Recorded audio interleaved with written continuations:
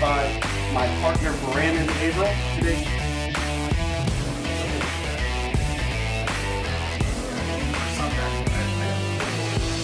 Disclaimer: Eric Averill and Brandon Averill are the co-founders of AWM Capital.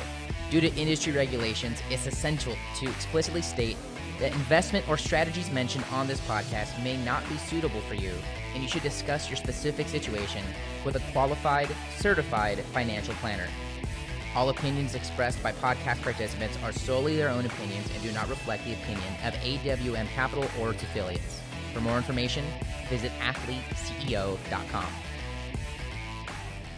Chase Dominguez, welcome to the Athlete CEO podcast. I'm excited to have you on today. Great, yeah, I'm excited to be here and be on the show. Nice.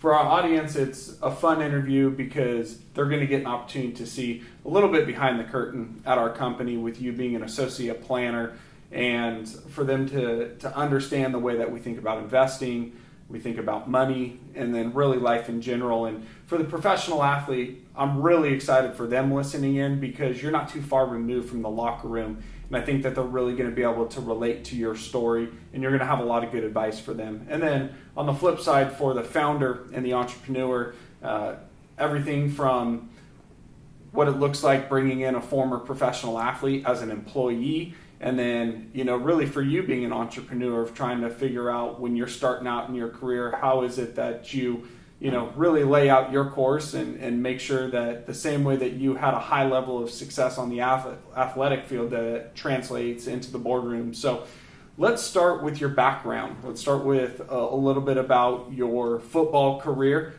We're baseball guys here, so it's exciting to get around real athletes, as we call you in the NFL. But baseball is actually where you started. Tell us a little bit about that. Yeah, so basically growing up my entire life, I was a big baseball guy.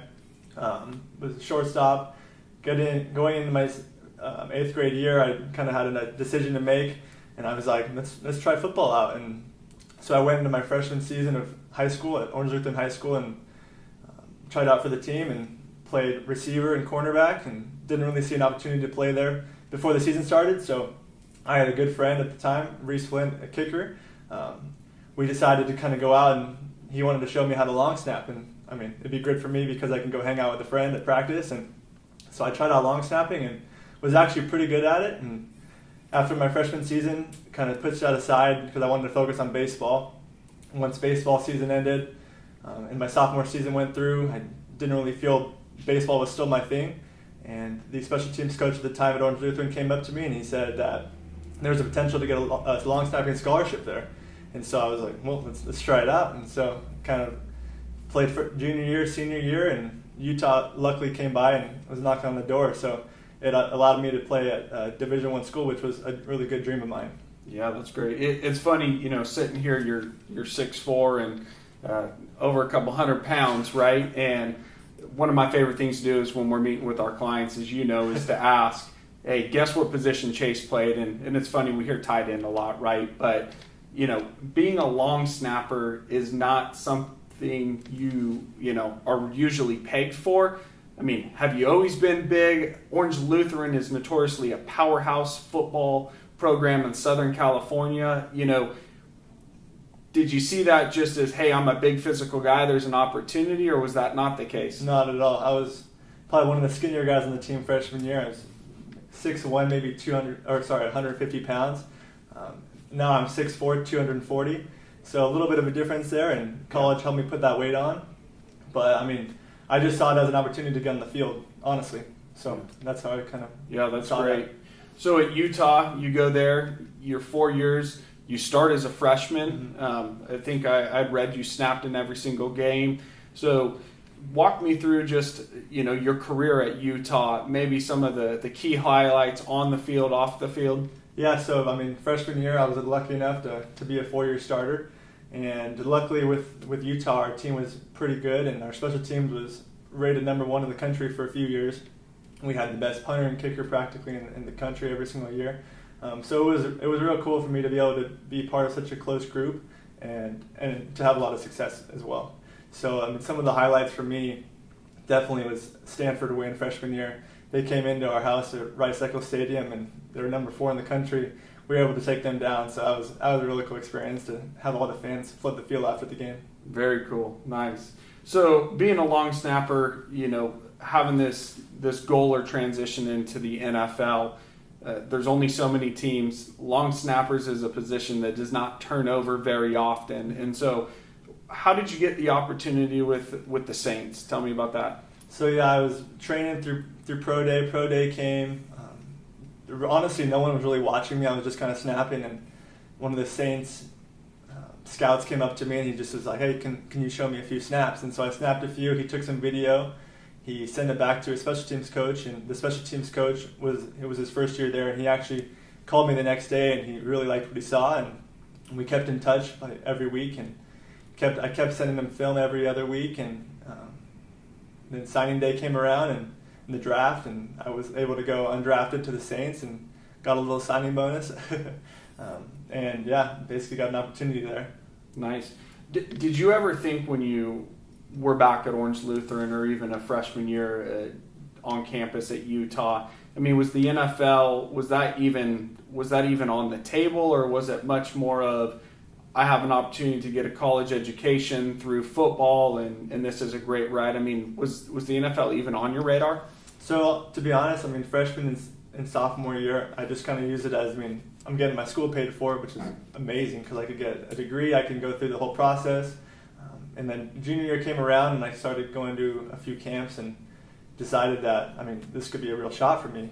I put on some weight, some size, and my coaches were real supportive of that and my goal. And I was able to basically put on that size, like I said, and was able to get to the NFL.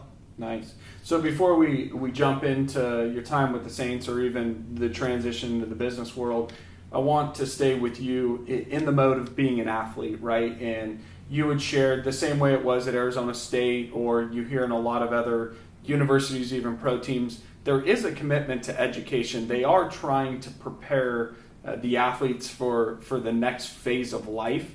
And you had shared with me previously, you had some speakers come in on an education standpoint.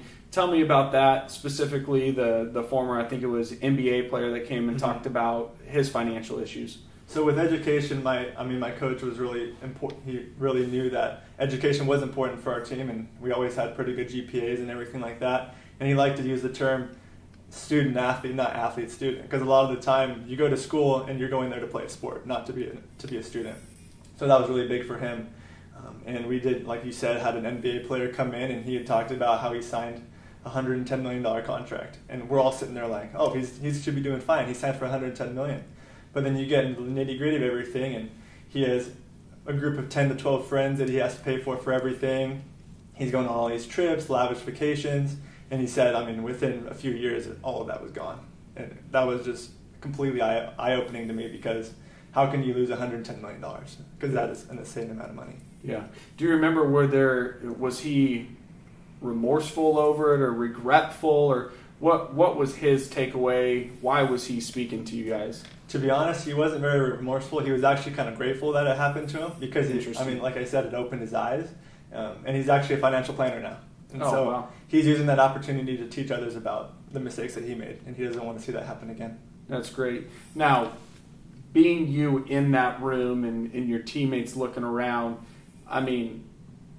what was really your takeaway? Was it something like, wow, that's a crazy story that could never happen to me? Or was it really a genesis of, man, this could happen to me, I should start to pay attention to stuff? What was the consensus takeaway in the room from the athlete?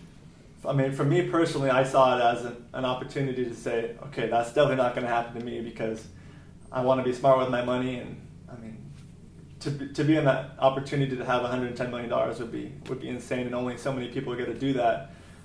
But to see that and to see what he went through, I couldn't even imagine going through what he did. Yeah. So transition, you're in camp with the Saints. There's obviously the demands of the on-field, but the NFL has also made a commitment to education during training camp, and they're bringing in speakers. And what type of speakers came in and talked to you guys there? So we probably did a whole month of every day after practice, we'd come in for an hour, and there'd be a new speaker, and they range anywhere from how to buy a car, how to purchase a home, how to basically create a budget for yourself. And the big one that I liked was a guy that came in. He kind of just spoke about, all these different things, budgets and things like that. He came in and talked about money, and I looked around the room, and more than half the kids are just either asleep, on their phones, not even paying attention. So, it really clicked for me because, I've always liked money and being around money, and to see all of those guys that are going to make a lot of money to not even care, essentially, it was just, like I said, it was a grateful experience for me because I got to learn all of those things, but then it kind of created a fire in me, like, I want to help these guys out, and I don't want to see them go through those things that the basketball player went through and so many other athletes have gone through. Yeah. So being in that locker room, do you think most players want to be helped? What do you think the answer is to the young athlete? Because sitting from what we do, obviously we work with both founders and with athletes, but we work with a lot of young athletes, is we're constantly trying to help them make good decisions. What advice would you have for young athletes that are in that locker room, in those positions? So, take advantage of every opportunity that you get. Those people that come in and talk about budgets and might be boring at the time, take notes, pay attention. It's crazy how many people fall into that trap, and especially as a young athlete coming into a lot of money, you just don't think that's going to happen to you, and it does. And especially in the NFL, it stands for not for long. Right. And so just take care of your money and just pay attention and use those resources they give you. Nice. So you have this opportunity to hopefully, make an NFL team, live the dream, right, of an NFL career. But as you said, it's not for long. And so unfortunately, we're getting down to the very end. You think you might even be safe to make the team. And that hard conversation comes, right? They say, bring your playbook, coach wants to see you in the office. Not to have to relive the terrible emotion of it, but I think it's important for athletes and just people in general to hear. It's something I went through as I want to say I was 27, 26 years old when it happened in the Tigers organization. But talk me through that experience of what that was like. So, yeah, I was grateful enough to be with the Saints for about 4.5 months, and we were about 4 days before the first preseason game, and I'm sitting in one of the cold tubs with another player from BYU. We're just having a conversation, and I see they called him the Grim Reaper. I see him come in, and he goes, "Hey Chase, coach needs to see you." And so my heart sank, and texted my fiance, like, I think I might be getting cut, and went up to the coach's office, and he appreciated me coming out and everything, and thankful for my time, but turned my playbook in, and that was that. And I was on a flight the next morning, so it was definitely a tough experience, but it's taught me to pursue my goals, and even though that happened, I can use that failure and kind of push me to do my next thing. Yeah. Tell me the transition after that. You get released. What did you know right away you wanted to enter into the business world? Was it, no, I still want to pursue my NFL career? What did you do immediately after that for that transition? So right after that, I came back home, and I actually was trying to become a high school football coach. And so your alma mater, Villa Park High School, I went over to the coach and asked him if he had any openings, and he had said he did, and I went and helped out with their long snapping and special teams as well as their defensive line. And so that was really cool for me to see it and be a part of a team, and because that's what I've done my whole life, be part of the team. Yeah. And so being a part of that and learning how to become a coach was really cool for me. Yeah, that's great. And, so you end up coming our way, interning for us. Did you have any desire at the time when you were first interning to even become a financial advisor, or very candidly, do you know anything about it?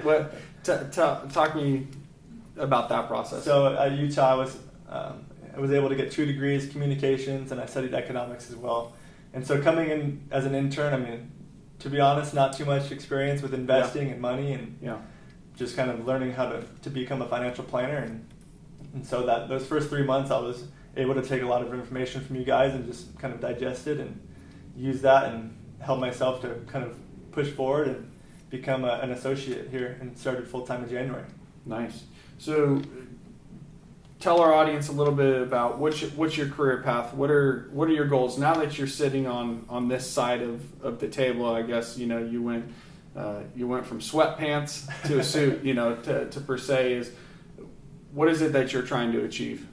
So yeah, like going from sweatpants to a suit, it was definitely a tough challenge. And waking up every day or every morning, I mean, football, we'd get up and I'd wear sweatpants to a workout and go back home and go to sleep and then go to class and take online classes. And so it's been tough coming in and getting used to the 5-day grind of, the regular businessman.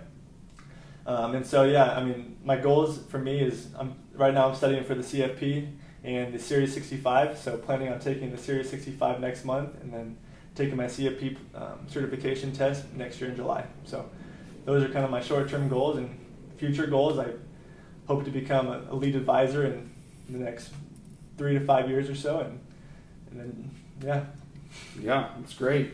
Yeah, transition back to, if you're sitting across the table from another athlete right now, is what advice would you have for them?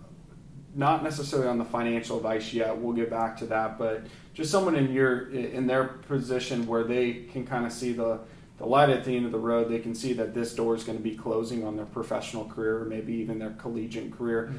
What advice would you give to them as they try and make that transition into the business world?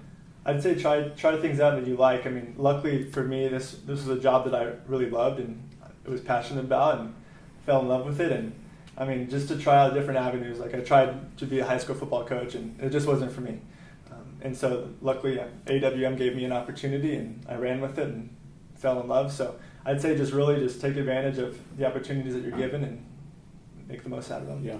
Talk about your experience as an athlete. How important were relationships, and especially relationships outside of your team? If you had an opportunity to meet boosters or other people like that, how did you think through that? Did you see it was important? What advice would you give to other athletes? No, I think it's very important. I mean, the more people you know, the better. I mean, that's everything in life is built on connections and kind of moving up in the world. And so we used to do every year we'd have we'd have to call boosters, and everyone kind of we have to call boosters now. Yeah. But it was cool. I mean, they're there to help us, and they're giving us scholarships, and they're the ones really funding our program. So to be able to give back and basically thank them for their opportunity to let us play here, it was really cool. Yeah.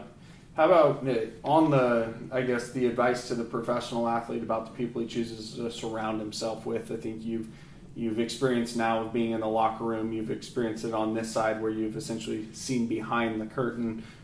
What advice would you give to athletes about the people they surround themselves with? I mean, it's completely important.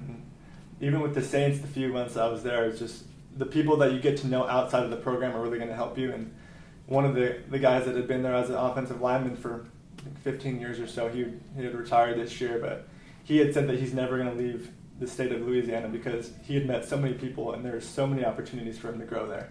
So it was just a waste to leave the state. So I feel like, the more people you know, the better. Yeah, makes a lot of sense.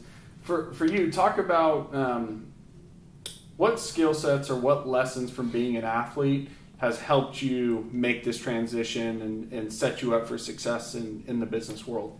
It's basically just the don't give up mentality. I mean, I love being a part of a team and going through high school, college, NFL. I mean, everything's really close-knit as a team, and we're really close-knit here at AWM. And so basically just being that close-knit team, and I mean, just that don't give up mentality is two really big things that have stayed close to my heart. And I mean, I'm just basically, Yeah. So obviously it seems like it's, that transition that I remember is drink from a fire hose, right? It's a lot different being in a classroom to being in the real world. What's been the hardest challenge about your transition? I'd say the hardest challenge for me has just been getting used to basically coming to work every day with different things to do. I mean, Utah, it was all kind of scheduled out, and so you go work out in the morning, you go to class, you go to practice, and you get a lift in basically. Yeah. And here, I mean, there's so many different things that pop up during the day. Just learning to manage different clients and all of their different lifestyles is something that I'm still learning right now, but I think is going to be something for me that's going to be really important in the future as becoming a lead advisor. Yeah. One of the things that we've talked about previously of the millennial group, and I think this is really good for employers to hear, founders and entrepreneurs listening, is you're part of that group, and you had mentioned that you feel like there's a lot of that reputation is you just want to make a lot of money really quick with the least amount of work. Mm-hmm. You haven't, that's not you. Talk a little bit about that mentality, why you think it exists, how you're different, how you're trying to approach it differently. Yeah, so for me, basically just put my head down and grind. Like you said, millennials nowadays just want to make a lot of money and not do a lot of work. I feel like I should be like the older generation. Put your head down, grind, and that you'll make money in the future. Yeah. That's just kind of my mentality, and planning on doing that, and Yeah. hopefully see success after that. Who have been some of your mentors in life? When you think through who's had the greatest impact, who are those people? I'd say one of the greatest impacts for me from a success and just a drive standpoint is my grandfather. He was lucky enough to own property, and his parents did, on basically the Disneyland Foundation. And so when Walt Disney came through in 1955 and said, we're going to relocate your guys' house and you guys are going to have to move because I foresee a vision here and I'm going to make Disneyland the greatest place on earth. And so seeing him kind of take over that, and so Walt Disney had offered him a job in 1955 as a ticket taker at the front desk, and basically and so he saw that as an opportunity, and he used that as a ticket taker, and he worked his way up, and he was lucky enough to become vice president of Disneyland, and he retired in '94 when I was born. But seeing his stories and his success has really been able to push me to basically achieve my dreams, and to see that, it doesn't just happen overnight, and it takes a long time, some long hours, and so seeing him pursue that, and I really feel like that's something that I look to do in my future as well. Yeah, that's great. What a powerful story. How about today? We share a lot on this podcast, just resources. Mm-hmm. So someone in your situation,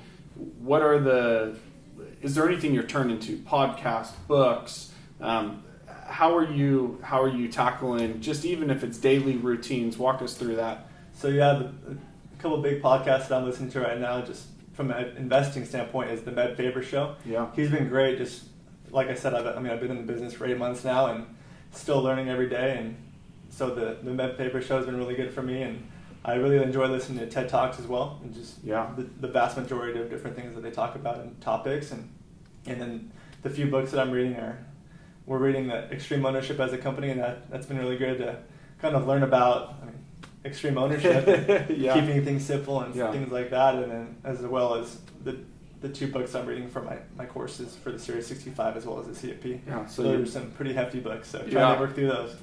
Yeah, so you're busy. Returning back to the extreme ownership, Jocko Willink and Leif Babin, it's a New York Times bestseller for a reason, but what are some of those takeaways that you've gotten out of that book? Oh, that's been a great book. This is the last chapter we read, was keeping it simple, and great mentality to have. Just don't overcomplicate things. And as an employer and to his employee, if you overcomplicate things and the employee doesn't know what's going on, it's going to hurt your company. So just keep things simple, and then just the whole extreme ownership mentality, and just don't put blame on anybody else, and just take ownership for those things. How valuable do you think it would have been if you could relate extreme ownership back to an athletic career? I think you're dealing now a lot with a lot of our clients, and we sit at lunches or breakfasts, and you hear stories, and we see how hard the game is, right? It's massively talented people, constant turnover, injury luck. It takes a lot to be successful. Definitely. Do you think that book would have been helpful for you as an athlete, and how so? Oh, completely. It would have changed my kind of my outlook on sports. If I would have read that my freshman year of college, I think things would have turned out a little different, and maybe I would be in the NFL right now, just because the takeaways from that book are so impactful, and just to be able to take extreme ownership and be able to apply that to not even just working out, but to the field and to my snapping, I think that would have helped. And taking ownership for everything you do is just so important in this day and age, and you can't just put blame on somebody else for your mistakes. Yeah, that's powerful. One of the things that we see with athletes and with founders and entrepreneurs, and it was our last podcast, we talked a lot about health, and I experienced this when my professional career was over, was kind of the motivation's gone to get in the gym, right? To get under a squat rack, and especially football. I mean, let's be honest, as a baseball player, we didn't really work out the way that you guys did. How have you handled that health transition? You know, what are you doing to keep yourself at kind of the best shape and thinking through health? So it's definitely been tough. I mean, luckily after my playing weight was about 245, and I've slimmed down to about 220 just because I'm not having to eat constantly and sitting in the cafeteria and just shoveling food down my mouth. But something for me that I've actually really found successful is the Peloton bike. Okay. I've hopped on that. We have one downstairs in the office, and so being able to hop on that and even just riding for 30 minutes has been pretty cool because I'm not really pounding my body every day in the weight room. Yeah. But it has been tough, and just to find that motivation, like you said, I mean, it's not required anymore, and so we're just on our own, doing our own thing, and so that has been a tough transition. But finding things that you like, so I like cycling, and so something like that, and putting my body through that's been pretty cool to see. Yeah, that's great. As we wrap up here on a few rapid questions that we ask a lot of our podcast guests is, and this is probably a unique take on it, is one of the questions we always ask is, what is a piece of advice that you hear often in your industry that's just flat out not true or bad advice? Can you think of something that you used to hear a lot, maybe within the locker room or just in the industry, or that guys think through that is just terribly wrong that you would tell them that they need to correct? That is a great question. I would probably say, from a football standpoint, when people talk about that, just the fact that, I mean, so it's something actually that I do believe in is don't take anything for granted. And I feel like with the athlete world, people take everything for granted. They don't use their resources like I mentioned earlier. They don't take advantage of the now, and I think if I could go back and do it again, I would take advantage of every single moment that I had and don't waste any days. Yeah, that's great. And then the next question is, this is a podcast about investing. We didn't jump a lot into it now. Is there any one best investment that you can think of you made in your life, whether it's, time, money, resources? What comes to mind? I'd probably definitely say time. I mean, time is just so important. And don't take anything for granted. Using time to the best of your ability is really the biggest thing in the world, and using that time to be with family, friends, and I mean, we have long days at work, so being able to manage your time after work and go home and spend it with my fiance, with my family, with friends, it is definitely the biggest thing because you don't get that back. Yeah. Staying on the topic of investing, and this just popped into my mind because it was based off a conversation we have, and I think it's really good for people who are investing for the first time. Here you are, and you actually have a lot of expertise being on this side of it and working within the company, but share your experience of just investing personally yourself, what that's been like, even though you have some book knowledge. We were talking about, just returns and up and downs, and you're in an interesting time to start investing with trade wars going on and all of these things. What's it been like starting to invest your own money, and what's that taught you about how to help our clients? Definitely. So just recently started investing, and it was tough because I saw the stock market down. I was down $100 or something like that. Yeah. And I was like, okay, what is going on? Yeah. So it is tough seeing your accounts down, but I mean, like you and Brandon have mentioned, it's you just have to take all the emotions out of it. And so that's something that I've done, and I'm not going to check my accounts now, because if you check those things every day, you're just going to create a mental game that you don't want to go through every day. And so even though I'm in the investing world and learning every day, I mean, it's just something that is new to everybody, and it's something that doesn't get educated enough. And so for me personally, education is the biggest thing right now, and continuing that education and just learning about every different aspect of the investing world. Yeah, I think that's great. And that's great advice to everybody listening to the podcast is, a lot of times you'll have money and they'll start to invest, but there hasn't been a commitment to being educated. And we're not saying everybody's got to become a PhD in this, right? But a lot of confidence. You have to have a baseline and a foundation of education to be confident to invest, because it is emotional and it's very hard to just think objectively about it. But the more education you have and the more understanding of how the markets work, you can be patient and have a lot more success. So I think it's fun that you're experiencing that now, just because it's a lot of value that you can provide to our young athletes going forward. Definitely, yeah.